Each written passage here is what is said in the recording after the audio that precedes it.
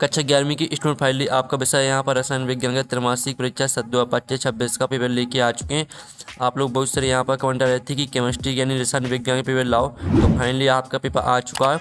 इस वीडियो में हम संपूर्ण उत्तर सहित कंप्लीट करेंगे और साथ ही इस वीडियो को आपको अपने दोस्तों को भी शेयर कर देना, जिससे वो भी 70 में 70 अंक लेके आ सकें। समय आपका 3 घंटे रहने वाला है और साथ ही आप लोग वीडियो को लाइक कर लीजिए, चैनल को सब्सक्राइब कर लीजिए।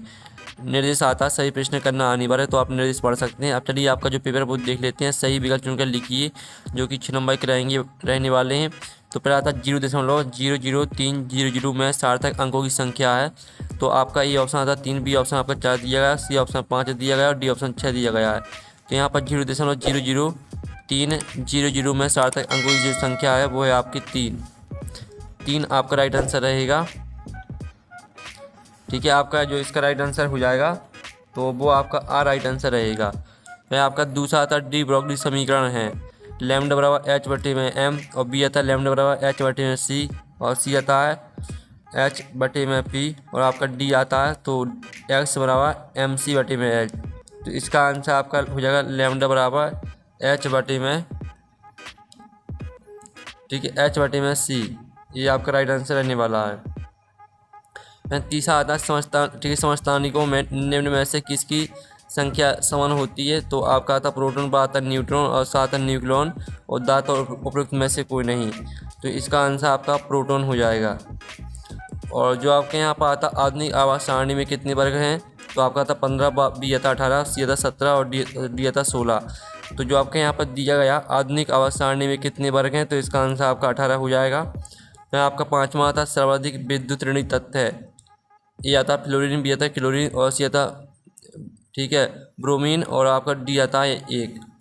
तो यहाँ पर सर्वाधिक विद्युत ऋणी तत्व है, तो इसका आंसर आपका हो जाएगा एफ, ठीक है, नहीं फ्लोरीन।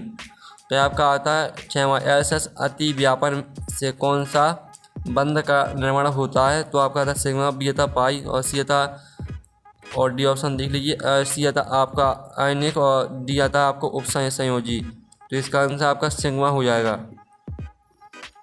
ठीक है, इस तरह से जो आपके यहाँ पर सही विकल्प वो कंप्लीट हो जाते हैं, आपने अच्छे से याद कर लिए होंगे। प्रश्न जो आता है रिक्त स्थानों की पूर्ति कीजिए, जो कि 6 नंबर के रहेंगे। तो पहला था डॉट ताप जो सेल्सियस एवं फ़ारेनहाइट स्केल में समान होता है। तो इसका आंसर रहेगा -40 डिग्री सेल्सियस। फिर आपका दूसरा आता शुद्ध जल की मूलता डोडो होती है। तो 55 ठीक है, आप यहाँ पर दिल्ली 55.55 m। फिर आपका तीसरा आता हाइड्रोजन परमाणु के स्पेक्ट्रम में दृश्य क्षेत्र में पाई जाने वाली श्रेणी का नाम डॉट है। तो इसका आंसर आपको हो जाए बामर श्रेणी। बामर श्रेणी आपका इसका राइट आंसर हो जाएगा। और जो आपका आता है Na धातु तथा N पॉजिटिव आयन में कम इलेक्ट्रॉन होते हैं। तो चौथे का आंसर आपका हो जाएगा Na पॉजिटिव। Na पॉजिटिव आपका इसका आंसर रहेगा। फिर आपका पांचवा था आयनिक यौगिक समानता जल में डटे होते हैं। तो यहाँ पर आयनिक यौगिक, ठीक है, जल में समानता आपके घुलनशील होते हैं। घुलनशील आपका इसका राइट आंसर हो जाएगा। और जो आपका आता है बेंजीन का मूल अनुपाती सूत्र डॉट है। तो इसका आंसर आपका CH हो जाएगा। ठीक है, C6H6 रहेगा। ठीक है, आप यहाँ पर देख लीजिए C6 और H6, ये आपका बेंजीन का मूल अनुपाती सूत्र हो जाएगा। अब प्रश्न 3 आता 77 का चयन करके लिखिए, जो कि 6 नंबर के रहेंगे। तो पहला था परमाणु द्रव्यमान, ठीक है, ज्ञात करने का आधुनिक आधार 7 है। तो पहला आपका यहाँ पर 7 रहेगा। आपका दूसरा था अभाव का नियम, अभाव नामक वैज्ञानिक ने दिया था। तो ये आपका सत्य हो जाएगा। फिर आपका आता मेंडेलेव की आवास सारणी में शून्य समूह नहीं था। तो तीसरा आपका सत्य रहेगा। और जो आपका चौथा आता है संयोजकता कक्ष अंतिम कक्ष को कहते हैं। तो आपका चौथा सत्य रहेगा। फिर पांचवा आता उत्प्रेरक समवायवस्था को प्रभावित नहीं करता। तो पांचवा आपका सत्य हो जाएगा। फिर 6वां आता मूल अनुपाती सूत्र ही आणविक सूत्र होता है। तो आपका यह सत्य रहेगा। तो इस तरह से जो आपकी सत्य है वो कंप्लीट हो जाती है। चलिए आपका यहाँ पर नेक्स्ट प्रश्न हम यहाँ पर देख लेते हैं। प्रश्न आपकी 4 आदत सही जुड़ी बनाइए। आपकी कॉलम आववा में सही जुड़ी दी गई हैं। तो पहले आती है H2O, तो H2O को आपको मैच कर देना है। ठीक है, आप यहाँ पर देख लीजिए H2O को आपको मैच करना अणु से। और जो आपकी आती है O2, तो O2 को आपको यहाँ पर 2 बॉन्ड से मैच कर देना है। और तीसरी आती है Na पॉजिटिव, तो Na पॉजिटिव को आपको आयन से मैच कर देना है। और चौथी आती है H को आपको मैच कर देना है किससे, परमाणु से। और पाँचवीं आती है N2 को आपको जो आपकी N2 दी गई है तो इसको आपको त्रिबंध से मैच कर देना है। तो इस तरह से जो आपकी सही जोड़ी वो कंप्लीट हो जाती हैं। अब प्रश्न 5 आता है, एक है भाग के 172 दी जो कि 5 नंबर की रहेंगी। तो पहला था आधुनिक आवर्त सारणी में कितनी आवर्त हैं, तो इसका आंसर आपका रहेगा 7। और हाइड्रोजन के समस्थानिकों के नाम लिखिए, तो इसका आंसर रहेगा प्रोटियम, ड्यूटेरियम और ट्राइटियम। 0.0048 को वैज्ञानिक संकेतन में लिखिए, तो इसका आंसर रहेगा 4.8 गुणा 10⁻³ और जो आपका था आवर्त सारणी से सर्वाधिक विद्युत ऋणात्मक तत्व कौन सा है, तो इसका आंसर आपका फ्लोरीन हो जाएगा। फ्लोरीन आपका इसका राइट आंसर हो जाएगा। ठीक है, और जो आपका आता है LCAO का पूरा नाम रहेगा आपका linear combination of atomic orbitals. जो इनके लिखित आंसर है वो हम आपको दिखा देते हैं। तो आप यहाँ पर दें, आधुनिक आवर्त सारणी में आपके 7 आवर्त होते हैं। और हाइड्रोजन के समस्थानिकों के नाम लिखिए, तो प्रोटियम 1H1, ड्यूटेरियम 1H2 और ट्राइटियम 1H3। और ठीक है, आप यहाँ पर देखिए तीसरे का आंसर रहेगा 4.8 गुणा 10⁻³ और चौथे का आंसर आपका फ्लोरीन। पाँचवीं का आंसर देख लीजिए LCAO का पूरा नाम हो जाएगा linear combination of atomic orbitals. अब चलिए आपके प्रश्न 6 आता है, इलेक्ट्रॉन बंधुता एवं विद्युत ऋणात्मकता में कोई दो अंतर लिखिए अथवा आता बगैर संबंध क्या है। तो आप यहाँ पर देख लीजिए आपका इलेक्ट्रॉन बंधुता एवं विद्युत ऋणात्मकता में अंतर दिया गया है। यह एक पृथक है, ठीक है, इलेक्ट्रॉन बंधुता देख लीजिए, यह एक पृथक गैसीय परमाणु द्वारा इलेक्ट्रॉन ग्रहण करने पर मुक्त होने वाली ऊर्जा है। इसकी इकाई किलो जूल प्रति मोल है। ठीक है, और विद्युत ऋणात्मकता देख लीजिए, फिर आपका अतः अथवा विकर्ण संबंध क्या है। तो आप यहाँ पर देख लीजिए, जब दूसरी आवर्त की कुछ तत्व तीसरी आवर्त के विकर्ण पर स्थित तत्वों के साथ गुणों में समानता दर्शाते हैं तो इसे विकर्ण संबंध कहते हैं। उदाहरण के लिए लिथियम Li और मैग्नीशियम Mg के अणु समान हैं।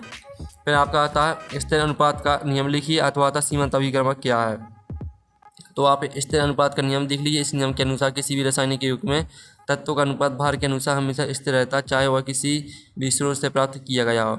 ठीक है, उदाहरण के लिए जल H2O में हाइड्रोजन और ऑक्सीजन का भार अनुपात हमेशा 1:8 होता है। और सीमांत अभिक्रमक क्या है, तो इसका उत्तर देख लीजिए। ठीक है, फिर आपका आता है MgNaO और N की लुईस बिंदु संरचना बनाइए और अथवा आता हाइड्रोजन अबंध क्या है। तो ये रहा आपका यहाँ पर, ठीक है, लुईस संरचना, ये आपका रहेगा 8वें क्वेश्चन का आंसर। और ये आपका हाइड्रोजन अबंध क्या है, तो इसका उत्तर भी देख लीजिए। फिर आपका आता है 9वां निम्नलिखित के IUPAC नाम सूत्र लिखना है आपको। एथिल अल्कोहल एसिटिक अम्ल के IUPAC नाम सूत्र लिखना है अथवा आता क्रियात्मक समूह क्या है, उदाहरण लिखिए। तो आप यहाँ पर देख लीजिए, ये आपका IUPAC नाम हो जाएगा एथिनॉल और एसिटिक अम्ल का IUPAC नाम हो जाएगा एथिनोइक अम्ल। साथ ही क्रियात्मक समूह क्या है, उदाहरण लिखना है आपको। किसी कार्बनिक युग्मक में मौजूद परमाणुओं का एक समूह जो उस युग्मक के रासायनिक गुणों को निर्धारित करता है उसे क्रियात्मक समूह कहते हैं। उदाहरण देख लीजिए। ठीक है, आपके उदाहरण दिए गए हैं। तो आपका यहाँ पर आता आधुनिक आवर्त नियम लिखिए अथवा आता परमाणु क्रमांक 120 वाले तत्व का IUPAC नाम लिखिए। तो पहले तो आप आधुनिक आवर्त नियम देख लीजिए, इस नियम के अनुसार तत्वों के भौतिक और रासायनिक गुणों के परमाणु क्रमांक के आवर्ती फलन होते हैं। और साथ ही आप यहाँ पर देख लीजिए 120 वाले तत्व का IUPAC नाम रहेगा आपका, ठीक है, अन विनिलियम और प्रतीक आप देख लीजिए। ठीक है, इस तरह से आपका अथवा का आंसर हो जाता है। और फिर आपका था परमाणु संख्या क्या है अथवा था अबाउ का नियम लिखिए। तो पहले तो परमाणु संख्या देख लीजिए, किसी तत्व के परमाणु के नाभिक में उपस्थित प्रोटॉन की कुल संख्या को परमाणु संख्या कहते हैं, इसे Z से दर्शाया जाता है। साथ ही अबाउ का नियम भी देख लीजिए। और फिर आपका आता है मूल अनुपातिक सूत्र क्या है, C6H12O6 का मूल अनुपातिक सूत्र लिखिए अथवा आता मूलरता परिभाषा लिखिए। तो पहले तो आप यहाँ पर देख लीजिए मूल अनुपातिक सूत्र क्या है, तो इसका उत्तर देख लीजिए। किसी एक का मूल अनुपातिक सूत्र उसके अणु में उपस्थित परमाणुओं के सबसे सरल पूर्ण संख्या अनुपात को दर्शाता है। और साथ ही इसका उदाहरण देख लीजिए C6H12O6 ठीक है, ग्लूकोज का मूल अनुपाती सूत्र है। और मोलरता की परिभाषा देख लीजिए, ये आपकी मोलरता की परिभाषा दी है, साथ ही इसका सूत्र भी देख लीजिए। फिर आपका इसका आता है जिसमें आपको लुईस बिंदु से रचना बनाना है, अथवा आता sp sp2 sp3 संग्रहण के बंध कोण एवं ज्यामिति लिखिए। तो आप यहाँ पर देख लीजिए, आपका 13वें क्वेश्चन का आंसर है जिसमें आपको लुईस बिंदु से रचना बनानी थी। तो ये आपकी लुईस बिंदु से रचना यहाँ पर दी गई है प्रश्न 13वें का आंसर, और ये आपका 13वें के अथवा वाले का आंसर रहेगा। तो इसका भी आप स्क्रीनशॉट ले लीजिए। और फिर आपका आता है 14वां प्रश्न, ठीक है, हाइजेन का अनिश्चितता का सिद्धांत लिखिए, अथवा कक्षा एवं कक्षक में आपको 3 अंतर लिखना है।